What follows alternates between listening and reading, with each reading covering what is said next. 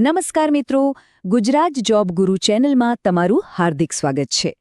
TAT secondary એટલે કે ધોરણ 9 અને 10 માટેની પરીક્ષાના ફોર્મ ભરાવાની શરૂઆત થઈ ગઈ છે. ફોર્મ ભરતી વખતે કોઈ ભૂલ ન થાય એના માટે આજે આપણે આખી પ્રોસેસ એકદમ સરળ રીતે સ્ટેપ બાય સ્ટેપ સમજવાના છીએ. તો આપણી આખી પ્રોસેસને આપણે આ 6 ભાગમાં વહેંચી છે. આપણે રજિસ્ટ્રેશનથી શરૂ કરીશું અને છેક પેમેન્ટ સુધીની બધી જ વિગતોને બારીકાઈથી સમજીશું. તો ચાલો આપણે શરૂ કરીએ. તો આપણી અરજીની શરૂઆત ક્યાંથી થશે?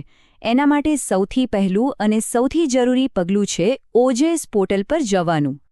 સૌથી પહેલાં તો ગૂગલ પર જઈને ઓજા સર્ચ કરો અને એની ઓફિશિયલ વેબસાઇટ પર આવી જાઓ.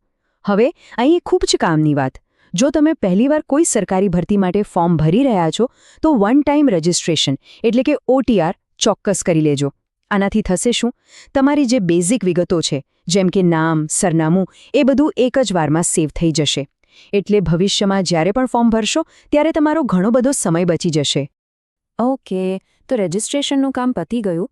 હવે આપણે જે પરીક્ષા માટે અરજી કરવાની છે એને સિલેક્ટ કરવાનો વારો છે.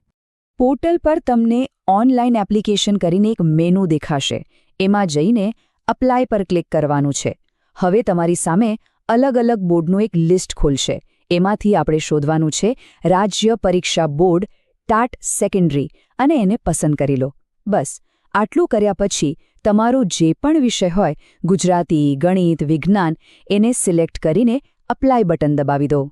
ચાલો હવે આપણે અરજીના સૌથી મહત્વના ભાગ પર આવી ગયા છીએ, જ્યાં આપણે આપણી બધી જ માહિતી એટલે કે અંગત અને શૈક્ષણિક વિગતો એકદમ ધ્યાનથી ભરવાની છે.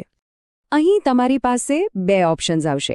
પહેલો, જો તમે OTR કરેલું છે તો બહુ સહેલું. ખાલી તમારો રજિસ્ટ્રેશન નંબર અને જન્મ તારીખ નાખીને અપ્લાય વિથ OTR પર ક્લિક કરો. બધી વિગતો આપોઆપ ભરાઈ જશે. બીજો ઓપ્શન છે સ્કીપ કરવાનો. જો તમે આ ઓપ્શન લો છો તો તમારે બધી માહિતી જાતે ટાઈપ કરવી પડશે. અને હા, એક વાત ખાસ નોંધી લેજો, તમારો જે ચાલુ મોબાઈલ નંબર હોય એ 2 વાર નાખવાનો છે અને ઈમેલ ID પણ એકદમ સાચું આપવાનું છે, જેથી ભવિષ્યની બધી જ અપડેટ્સ તમને ટાઈમસર મળતી રહે. હવે વાત કરીએ શૈક્ષણિક લાયકાતની. અહીં તમારે ગ્રેજ્યુએશન અને BEdની વિગતો તો ફરજિયાત ભરવાની જ છે. જેમ કે તમારા ટકા કેટલા છે, કઈ યુનિવર્સિટીમાંથી કર્યું અને તમારો સીટ નંબર શું હતો.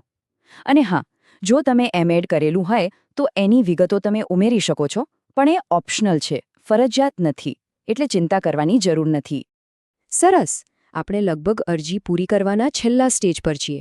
હવે બસ ફોર્મને સેવ કરવાનું છે, કન્ફર્મ કરવાનું છે અને પેમેન્ટ કરવાનું બાકી છે.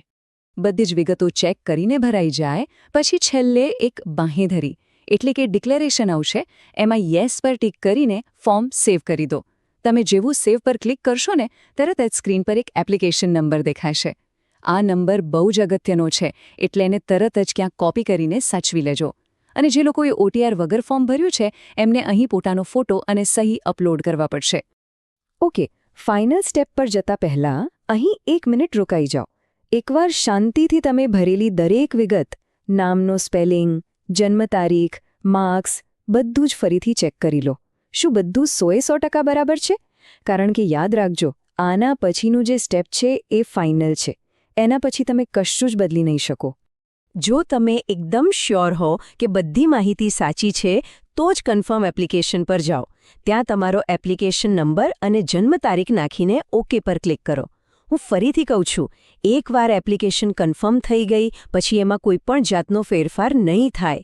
કન્ફર્મ કર્યા પછી ફોર્મની પ્રિન્ટ કાઢી લો અને તમારી કેટેગરી મુજબ ઓનલાઈન ફી ભરીને આખી પ્રોસેસ પૂરી કરી લો.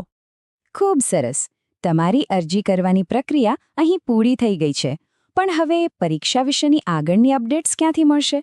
ચાલો એ પણ જાણી લઈએ. આવી જ નવી અપડેટ્સ માટે ગુજરાત જોબ ગુરુની ટેલિગ્રામ ચેનલ સાથે જોડાઈ જાઓ. જય હિન્દ, જય ભારત.